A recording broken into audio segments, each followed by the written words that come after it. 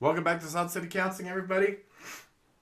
If you're new here, my name's Scott Carter. I'm a licensed therapist here in the beautiful state of Utah.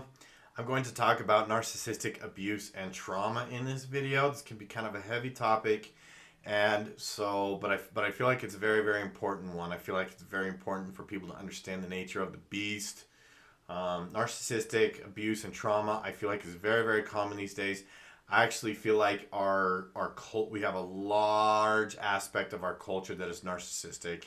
There's a widespread, pervasive culture of narcissism, I believe. I believe that there's a normalization of narcissism. And so there is, I find that it's very, very common to find people that show these signs of narcissistic trauma or abuse. And it's really important, again, to understand these things so that you can have this awareness and so that you can start kind of thinking about what it means to work on it. In the future, I intend to lay down some content on how to help you get through some of this stuff. I'm going to be honest. The regular, normal therapy world, psychology world, counseling world is not that good at treating trauma. It's really not. And I have a theory on that. I have a personal belief on that. I've treated many, many, many, many people with trauma. I personally come at it from a very, very different direction than what is typical. And that's honestly kind of a separate video. And and maybe I'll do a separate video on why I feel like psychology, counseling, therapy world is so bad at treating trauma and what I think we need to do to fix it. And that's just from 20 years of working in mental health. I see clients week in and week out. Some of them have trauma, some of them don't, but I've treated trauma for years and years and years. So, but if you'd like to see that video, you can definitely leave a comment and let me know that you want to see it, and I'll get to it. Help me figure out what's valuable to you. Before I get into this list of signs or results that there's been narcissistic abuse and or trauma, let's get some housekeeping out of the way.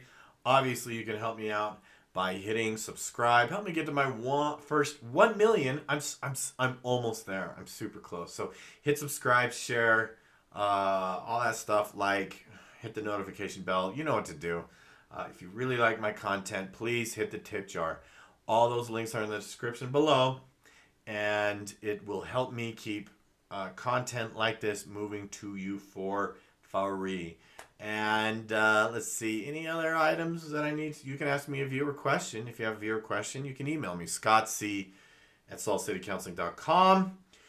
You will remain anonymous, so don't worry about it. So if you have a general question about psychology, counseling, mental health, high conflict divorce, whatever, personality disorders, you can send me an email. So I want to get to this list here. I want to talk about some of the 5 main signs. There are many signs that people have from having this narcissistic or abuse and having this trauma in their lives.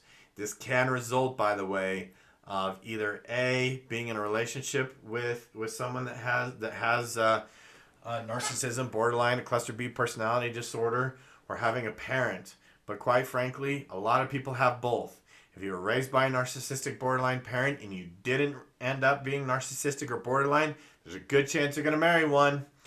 Which is why you got to take care of this stuff. I tell people all the time, they're like, oh, I'm really trying to get into a relationship. And I'm like, you need to get a handle on this. Otherwise, you're going to land in one of these relationships. And the loneliness and the desire to caretake someone usually overrides, and they end up exactly where I warned them that they might end up. And but those are the best learning experiences, right? Some people just need to, that's how people learn. And I'm not here to scold anyone. Like, see, I told you so. Good job, idiot, right? It's like, some of us just have to learn the painful way, and that's the painful way. It just is. It's both good and bad. It's both. Like the yin and the yang, right? Let's get into this list. Okay, number 1. No particular order. Number 1 on my list of the results or indicators of narcissistic abuse and trauma is there's massive shame around self-care or do anything for the self.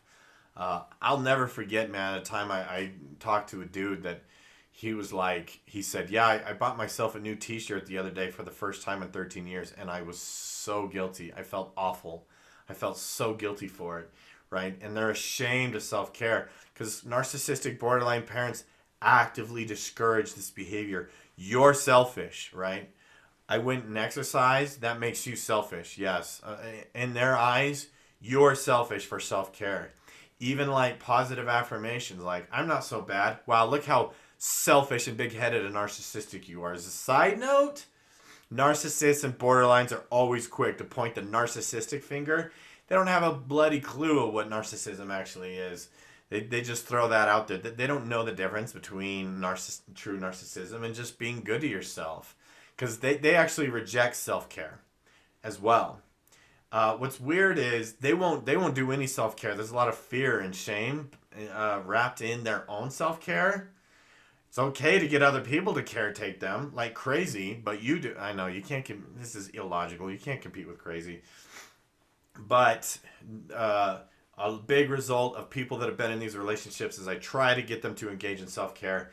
It is very, very difficult because that is like stuffing them in a hot tub full of shame. Okay. Number 2, the intense fear to make mistakes, and especially to have those mistakes be seen or viewed by others. This is usually the result of a narcissistic or borderline parent or partner or both absolutely decimating them for buying the wrong type of milk, or like putting, or one I heard was like didn't stack the towels well enough.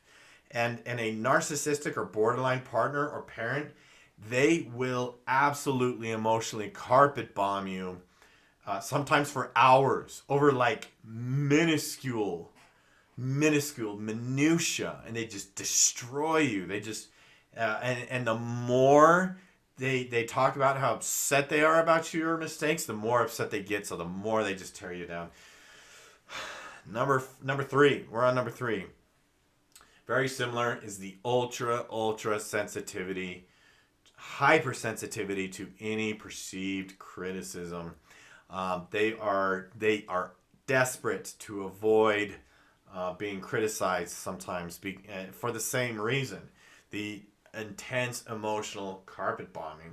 And I mean, it's like they are so afraid of making mistakes and having those mistakes seen because they don't want that criticism. So any perceived criticism can be really, really detrimental to that person. Okay, that is the result of that narcissistic trauma and abuse. Okay, number 4. Okay, this is a big one to me, anyways, is I find that these people are absolutely filled with doubt. There's just, they have so much doubt. They have almost no confidence. They doubt themselves before anybody else. They listen to everybody before they listen to themselves. They trust anybody before they trust themselves. They have so much doubt, and it really is. It's just that their self-esteem and their confidence has just been absolutely destroyed, decimated, and so they're always quick to apologize because they just have so much of that doubt. Okay, number 5. This one is big.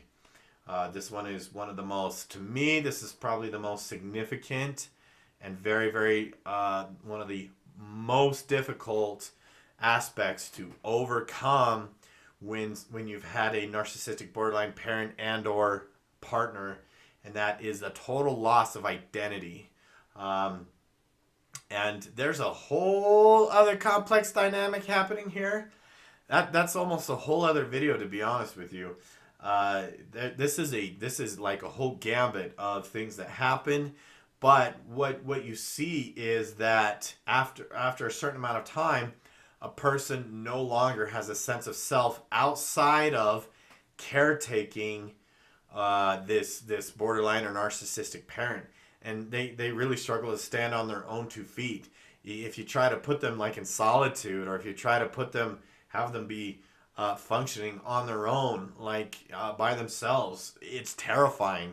They don't know who they are outside of other people. There's a total lack of identity, and what they default on is, I'll be whatever you want me to be if that pleases you, right? And then they take that people pleasing that people-pleasing identity. But that would probably be like a sixth thing then, would be that with the major people-pleasing, desperate need for approval. So I guess there's six things on this list that are the results of narcissistic abuse and trauma. How do you overcome these? Whole other can of worms.